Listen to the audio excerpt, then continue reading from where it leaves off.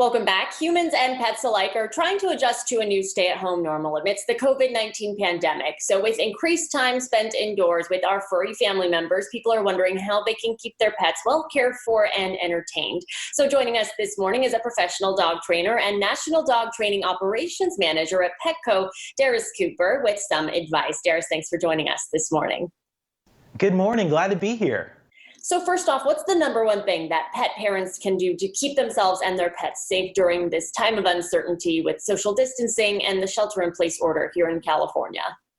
Absolutely. So the number one thing, of course, is keeping you, your family, and your fur family safe and keeping your pets indoors while keeping them happy, healthy, and busy during this time is going to be really important.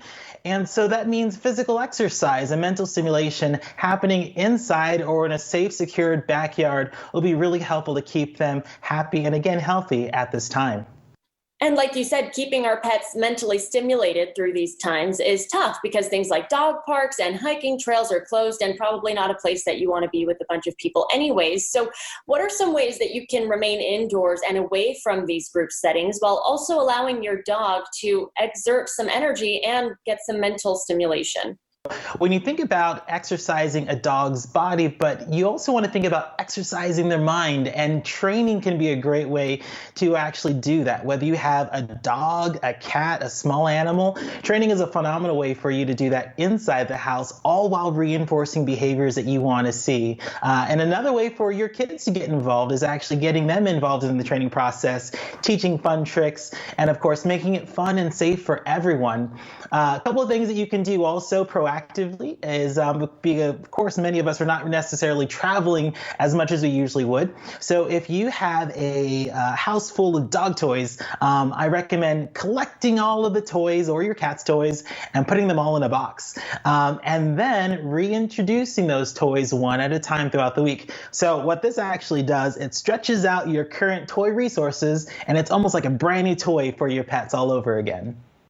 Many pet parents are working from home right now. So what are some things that they need to watch out for when they're setting up their home workspace and some things that they need to keep in mind? Absolutely. So I absolutely love having my dog also at my side with me throughout the working process, but also too, I want to make sure my work environment is safe. So that means that any type of loose cordage or wires that you might have hanging from your desk, you want to make sure that's up and away from your dog, your cat, but also too, making sure you're proactive by giving them a safe place to go within your home that might necessarily not be in your office. It might be in another room, but if you do choose to have your dog or your cat with you inside of your home office, having a bed or a crate and giving them something to do so you can actually work will really help with the process.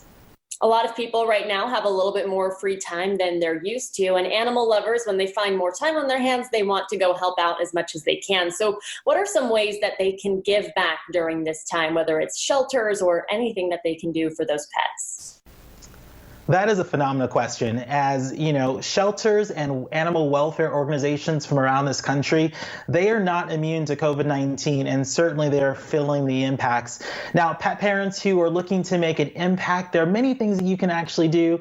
Fostering and adopting can be really helpful, even short-term fostering.